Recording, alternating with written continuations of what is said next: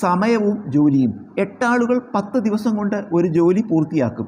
ജോലി ആരംഭിച്ച് 5 ദിവസങ്ങൾക്ക് ശേഷം 3 പേർ പിരിഞ്ഞുപോയി. ബാക്കിയുള്ളവർക്ക് എത്ര ദിവസം കൊണ്ട് ഈ ജോലി പൂർത്തിയാക്കാൻ കഴിയും? അപ്പോൾ ആളുകൾ ദിവസങ്ങൾ എഴുതി. 8 ആളുകൾക്ക്, അപ്പോൾ ഇവിടെ ആളുകളുടെ അവിടെ 8 എന്ന് എഴുതി. 8 ആളുകൾക്ക് 10 ദിവസം കൊണ്ട്, ദിവസങ്ങളുടെ അവിടെ 10 എന്ന് എഴുതി. അപ്പോൾ 8 ആളുകൾക്ക് ഒരു ജോലി 10 ദിവസം കൊണ്ട് പൂർത്തിയാക്കാൻ കഴിയും. ഇനി ജോലി ആരംഭിച്ച് 5 ദിവസങ്ങൾക്ക് ശേഷം, അപ്പോൾ ജോലി തുടങ്ങിയിട്ട് 5 ദിവസം കഴിഞ്ഞു, ആകെ 10 ദിവസമുള്ളത്, അതിലത്തെ 5 ദിവസം കഴിഞ്ഞു. അപ്പോൾ 10ന്ന് 5 കുറച്ച 5, അതായത് ഇനി 5 ദിവസമേ ഉള്ളൂ.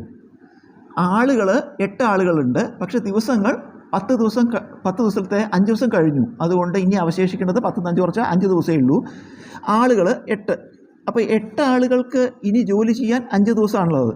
8 ആളുകൾക്ക് 10 ദിവസം ഉണ്ടായിരുന്നു, അതിലത്തെ 5 ദിവസം കഴിഞ്ഞു. അപ്പോൾ ഇനി 8 ആളുകൾക്ക് 5 ദിവസം കൊണ്ട് ജോലി പൂർത്തിയാക്കണം. ഈ സമയത്ത് എന്ത് സംഭവിച്ചു? 5 ദിവസങ്ങൾക്ക് ശേഷം 3 പേർ പിരിഞ്ഞുപോയി. ഈ ആളുകളിൽ 8 ആളുകളല്ലേ ഉള്ളത്, അതിലത്തെ 3 പേർ പിരിഞ്ഞുപോയി. അപ്പോൾ ഇനി എത്ര ആളുള്ളത്? 8ന്ന് 3 കുറച്ച 5 ആളുകളേ ഉള്ളൂ. അപ്പോൾ ഇനി 5 ആളുകളാണുള്ളത്.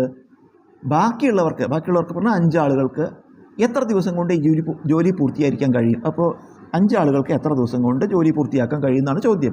ഇനിയിപ്പോൾ നമ്മൾ ആദ്യത്തേത് എടുക്കണ്ട, 8 ആളുകൾക്ക് 10 ദിവസം, അത് എടുക്കണ്ട, കാരണം 5 ദിവസം കഴിഞ്ഞു. അപ്പോൾ 8 ആളുകൾക്ക് ഇനി 5 ദിവസം കൊണ്ട് ആ ജോലി പൂർത്തിയാക്കാൻ കഴിയുമായിരുന്നു അല്ലേ? ഇപ്പോൾ ഇനി 5 ആളേ ഉള്ളൂ. 5 ആളുകൾക്ക് എത്ര ദിവസം കൊണ്ടെന്നാണ് ചോദ്യം. ഉത്തരം കാണാൻ 8 × 5 ചെയ്യുക. 8 × 5 ബൈ ഈ 5 കൊണ്ട് ഹരിക്കുക. ഇതിൽ 5ഉം 5ഉം വെട്ടിപ്പോയിട്ട് ഉത്തരം 8 എന്ന് കിട്ടും. അതായത് ബാക്കിയുള്ള ആളുകൾക്ക്, അതായത് എത്ര ആളുള്ളത്? 5 ആളുകൾക്ക് ഈ ജോലി പൂർത്തിയാക്കാൻ എത്ര ദിവസം വേണം? 8 ദിവസമാണ് വേണ്ടത്.